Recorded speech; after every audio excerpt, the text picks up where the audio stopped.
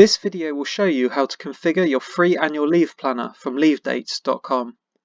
After signing up, you will see the wall chart screen. This is where you see the annual leave for your team, but for now we just want to set the tool up.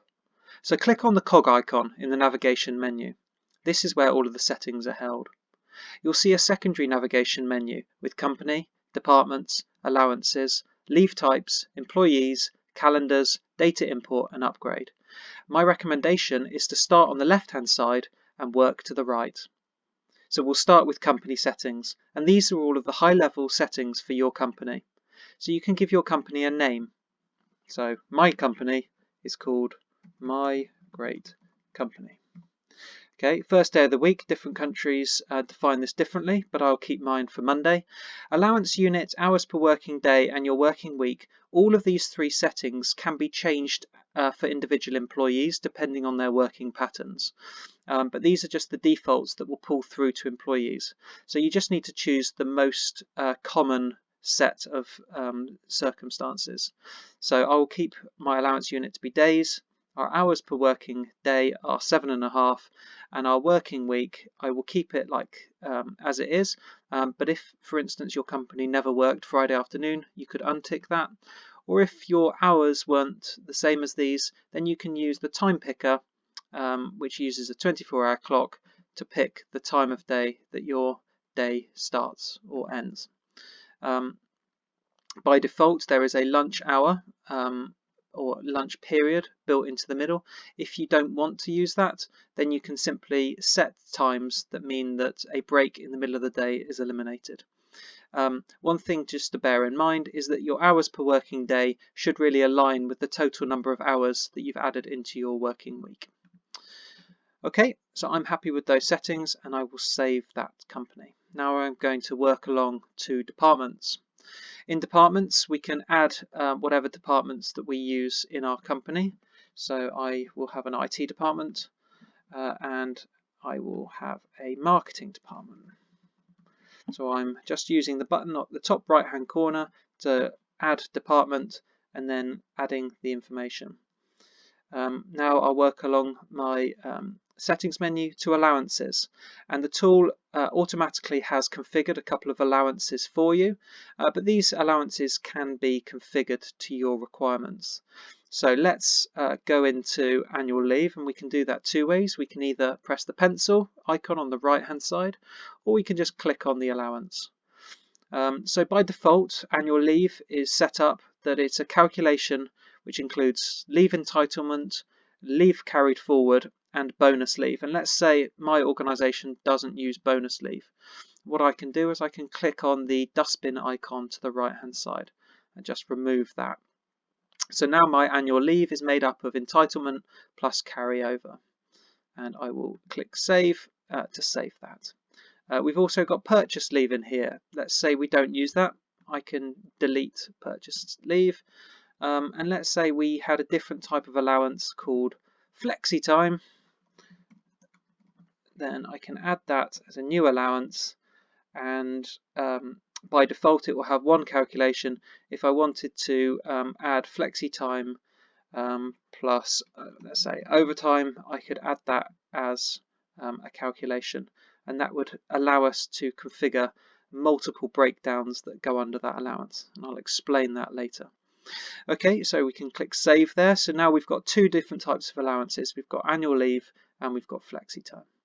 So let's move to leave types. And again, the tool is predefined with a number of default leave types, which you can edit by clicking into them. And you can also edit using the icon or press the delete button. We've also got a concept of a default leave type, which is just the default leave type that pops up when someone requests new leave. And we've got the ability to add new leave types. So let's say I just want to change jury service, and I'm just going to change the name of it to jury. And if I want to change the color, I can change the color in here as well.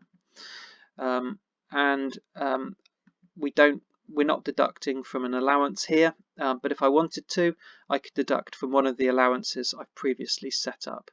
So if you have a leave type where your employees have allowances, then you would set that up in here. But the majority of leave types are likely not to have allowances as such. And then not all leave types need to have an approval process built in, so you can define which leave types you want to have approved and which ones you don't. By default, all of the leave types do go through an approval process. Okay, we can save that. I won't add any more leaves now, but you can see that it's very flexible for doing that. The only thing I would change is actually I will add a leave type because we had flexi time earlier. So let me add in a leave type called flexi, and I'll give it an orange color and display code of F and deduct from allowance, and I'll select that as being flexi time. Okay, right, so that's saved my new allowance, my new leave type, deducting from flexi allowance. Right, okay, so going into employees next. So by default, there is yourself as the creator of the calendar, and there's 2 random employees that we've created for you. You can delete these people if you want, or you can just use them for testing purposes. I'll add one more person, I think, and I will call them Sue Peters, and I can give her an email address if I want. I can give her a department, which are the 2 departments that we've previously created. I can fill in any of this information. I can also give her an approver. At the moment, it's only me who was the creator of the calendar that's in this list. But one thing you'll notice here are some permissions. And if I add Sue as an approver with her permissions, then she will pop up on other people's list as being their possible approver. The hours per working day that we mentioned earlier is in here along with the allowance unit. So you say she's a part-time worker, we could change the allowance unit to hours and keep the 7.5 hours per working day, which effectively means that 1 day of her leave would equate to 7.5 hours of time. If I give her email address, then I could also invite her by clicking on this save and invite, but because I've not given her an email address, I can't invite her.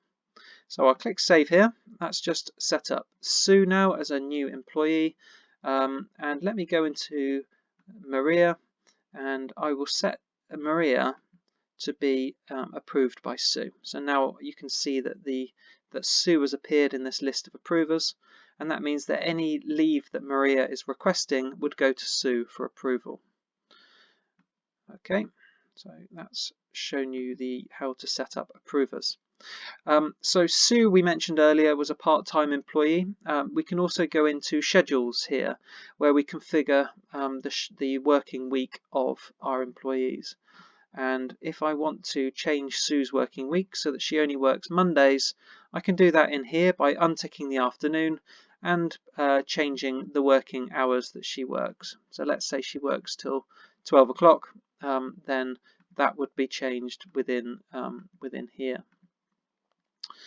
Okay, I think that's probably everything we need to do in terms of employees. Now let's do employee allowances. So let's use Sue still as our example and come into allowances. So Sue is a part-time employee. By default, the employees were set up initially with 20 days of leave entitlement, which is why she's now carried forward 100 hours of entitlement. But we may want to change that based on the fact that she's working part-time. So let's just change it to 70 for argument's sake. You'll also see that the flexi time that we created earlier is now in here. So we created that as an allowance type, but now we can assign Sue some allocation of that allowance. So let's say she's allowed 10 hours of flexi time. Then we can just save that. So let's just save. Okay, now we know that Sue can request that amount of time. Calendars is something that you don't really need to begin with. When you created your calendar, you gave it a start date and an end date. But maybe towards the end of the year you will want to create a new calendar for next year, in which case you can just press this plus button and that will create a new calendar for next year. And the calendar is really the way in which allowances are calculated. So you have a different allowance for every calendar year. For setup purposes, you might want to keep that calendar hidden so that only you, the admin, can see it. And then once you've given everyone their allowances, you could untick the box to unhide it. And the final two settings are really just allowing you to do things in bulk. So data import allows you to import hundreds of employees at the same time if you would like to. And if you want to import leave records in bulk, if you're migrating from an old system into leave dates, then you could use that. And upgrade really just gives you the ability to upgrade to our paid plan, which is for larger teams of over 5 users. That's something that you can choose to do if you like, but the tool is absolutely free. All of the functionality is free until you get over that 5 user threshold, which is nice because it means that you can actually try it out for an extended period before you decide whether or not you want to buy. So that's how you set up the tool. We've taken 10 minutes to do that. I think you can see that it is very simple. It's very easy to use. And now that I've flicked back to the wall chart screen, you will see Sue Peters, who I have configured to be in the IT department. And her working week is now shaded correctly so that we can see very clearly that she only works mornings. There are other training videos available in this series. Please subscribe to our channel and watch the other training videos for how to use leave dates. Okay, thanks for watching and see you next time. Bye bye.